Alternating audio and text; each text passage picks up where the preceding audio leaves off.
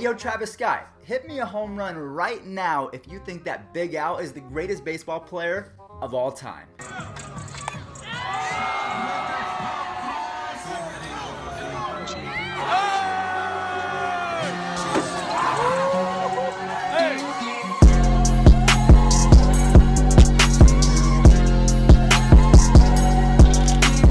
What's going on, guys? It's Fuzzy. Welcome back to yet another MLB Recap video. I am really sorry that I did not post one yesterday. If you guys did not know, I had some stuff come up, some personal stuff, but I just want to address something real quick. If you guys ever have a rough day, my Twitter is down in the description down below. If you guys ever just want to shoot me a DM and just talk about life and girls and boys and school and anything, just hit me up and we can have a little conversation, because I know sometimes, like myself, now that I don't have a full-time job like elsewhere where my other friends work, I don't really talk to too many people. So if you guys need someone to talk to, I got your back. The reason why I showed Travis Scott in the beginning clip is because apparently him and Nicki Minaj and Kylie Jenner, they all have beef, but I know you guys are not here to talk about drama. I thought that was really cool, the fact that, you know, he has all this beef and he's out here hitting dingers like Big Al. Hi, my name's Alfred D'Elia. At home they call me Big Al, and I hit dingers. And if you guys haven't heard, Big Al actually came out with the song. So could you guys imagine if Travis Scott and Big Al collabed to make a music video? That'd be the greatest thing ever. Me and my best friend, 7-Eleven. My name is Big Al, and I hit dingers. Bet you didn't know that I'm also a singer. Welcome, everybody, to Williamsport for the Little League Baseball, my favorite sport.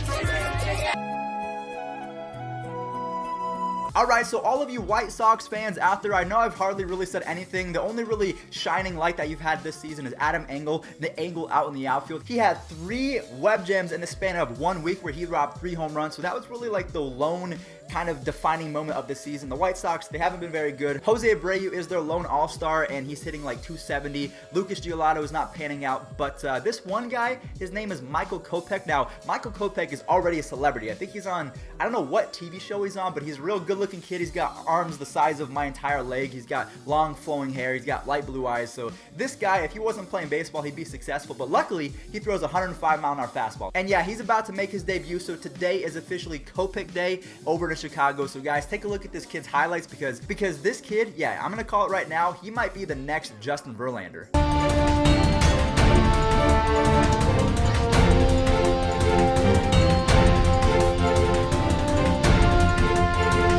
And I don't mean to throw so much pressure on the kid's back, but he's been in front of the cameras before. He's been on live TV, so he already knows how to deal with all that stuff. And again, if he can pitch up to his standards, he will be the next Verlander, someone that can go 7, 8, 9 innings and throwing 99 miles an hour in the 9th inning for the complete game. So keep a lookout on my man Michael Kopech for the next couple years, because you definitely want to draft this kid if you're in a dynasty league, so pick him up. The Make-A-Wish Foundation, the relationship between the A's and the Make-A-Wish Foundation, facing Davis, Olsen, and Piscotty. And that one is hit high and deep, and you can absolutely forget about it. That baby is gone. I'm not crying, you're crying, man. Stop cutting onions over here, bro. You're just supposed to be my editor. Why are you trying to be a chef, too?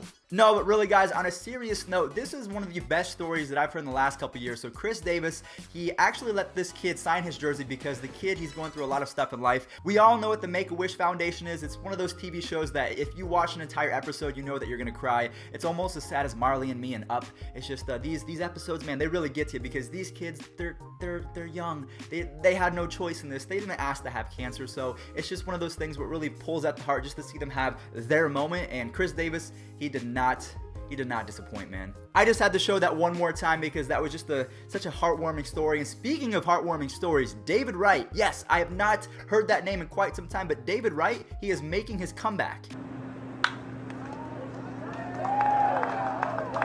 Finally got that first couple hits, better at bats. I thought today the results were there. Better at bats, saw a lot of pitches, got some plays at third. So all in all, certainly, my best all-around game. I'm really hoping that David Wright can put everything back together, because I'll throw up his stats right now, because his stats, he was on pace to be one of the greatest third basemen of all time. He could run, he could hit, he could field, he was a gold glover. So David Wright, he was primed to be one of the best of all time, but unfortunately, his body broke down, just like Grady Sizemore. Grady Sizemore, you guys might not know who that guy is, but he was an Indians player, center fielder, gold glover, could hit bombs, and he could steal some bases too. But yeah, injuries, man, I hate them. I'm just hoping that David Wright can stay healthy, because if he gets gets called up to AA, that's awesome. But then if he gets called up to AAA, the farm team for the Mets is where I live, out in Las Vegas, the 51. So if David Wright gets called up, you already know I'm about to make a vlog trying to see David Wright live in action and coming back. Oh, that would be amazing. Man, I really messed up this episode. I did not come prepared. I got my chips, I got my guacamole. The only thing that I'm missing is the salsa. Muncy and Taylor. And Carpenter lifts one out to center. Taylor back. How about back-to-back home runs? Carpenter goes deep. Back-to-back solo shots to start the ninth for St. Louis. It's been a while since he's been on the mound, and Thanks, Matt Carpenter. You're the best, man. If you guys have no idea what I'm talking about, Matt Carpenter, he's on pace right now to probably win the NL MVP. There's Nolan Arenado and Freddie Freeman. I know that could be a debate for a different day, but Matt Carpenter, ever since he started making his own salsa, the secret salsa, I really want to get my hands on this recipe, but Matt Carpenter, yeah, he's been on fire, and it's all because of his secret salsa. Matt Carpenter is now up to 34 home runs. The Cardinals just crept into the wild card spot. So if the Cardinals can make the playoffs, I mean, it's going to be a very, very interesting race to see who's going to capture that NL MVP race. I'll probably make a video soon dissecting the AL MVP and the NL MVP, the Rookies of the Year, the Cy Youngs, because I'll be honest with you guys, I don't think there's any clear-cut favorite in anything this year. For the AL Cy Young, you could go with 3 different guys. For the AL MVP, you could go with 3 different guys. Same for the Rookie of the Year in the NL, and we just have to make a couple videos because there's so much that we can talk about. Now, I'm going to be somewhat of a biased Indians fan right now because we played the Red Sox yesterday. If you guys do not know, the Red Sox right now in 2018 might be the greatest team of all time. So I thought it was kind of cool just to see the potential playoff matchup between the two maybe best teams in the AL. So I know there's the Yankees, there's the Indians, there's a couple other teams in the AL that are really pushing for the best team. The Athletics, the Astros, there's a lot of good teams out there. But yeah, the Indians, they were down 3-0 to Rick Porcello and then Greg Allen. Greg Allen's probably hit 7 home runs his entire life, and yeah, he did this. The next offering, and it's swung on, hit high and hit deep to right field. This ball is going to the bullpen. How about Greg Allen? That's how you make it a 13-game hitting streak. I just really wanted to bring that up because I've been talking so highly of the Red Sox the last couple months because I like their team. They have a bunch of good players on their team. They play baseball the right way, but they have been so dominant. It's just nice to see them kind of knocked off their pedestal for just a little bit, just so you Yankees fans can kind of put everything into perspective. The Red Sox are good, but you guys are not too far behind. The Indians are really good. The Stros are really good. The Athletics are really good. So everyone's kind of in the mix right now in the AL. So we've talked about a lot of heartwarming stories in this video, and the next clip that we're going to show, it was a heartwarming story until it wasn't. There's a chance at his first big league hit, but he's thrown out.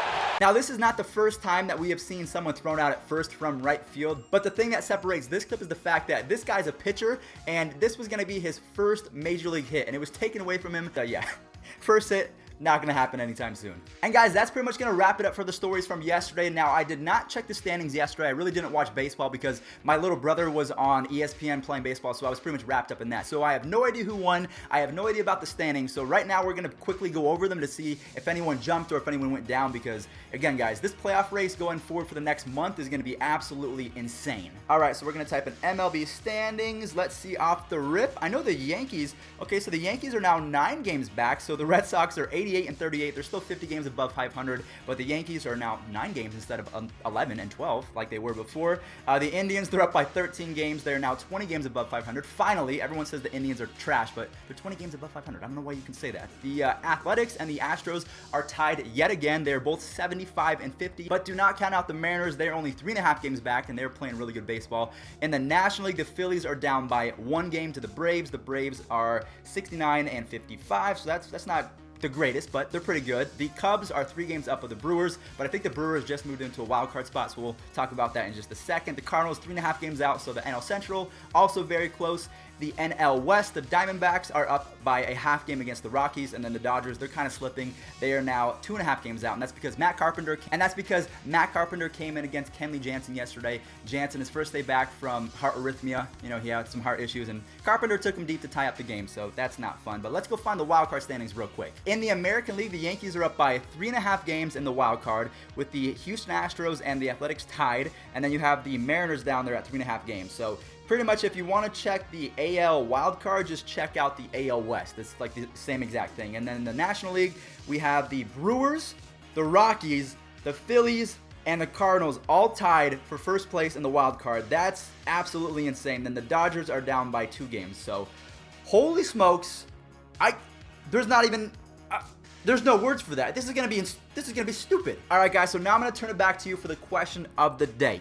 Who do you think is going to make the playoffs in the AL West? Do you think it's going to be the Athletics or the Astros, even the Mariners? In the NL East, do you think it's going to be the Phillies or the Braves? And then in the NL West, do you think it's going to be the Diamondbacks, the Dodgers, or the Rockies? Let me know in the comment section down below. And guys, I'm going to leave it at that. Thank you all so much for watching. Again, I had a really rough past couple days. Not really days. My mornings have been rough. You guys know when your mind goes, it's kind of hard to get out of that. But I don't know, it's just one of those things. Life keeps going on. It doesn't stop for you. So guys, thank you all so much for your support. Your support means everything to me because I wake up every day feeling like poo-poo, but then seeing your wonderful comments make me feel so much better, and I'm able to actually be productive with my day. So guys, thank you so much for your support. I hope that I can make videos that entertain you and maybe lift you guys up as well. So if you guys have my back, I'll have yours. And with that being said, I'll catch you guys in the next one. Almost to 50,000 subs. Make sure that you guys hit that sub button, leave a like. Let's try and get this video to like 600 likes. That would be dope, as the kids say. So guys, catch you in the next one. Peace out.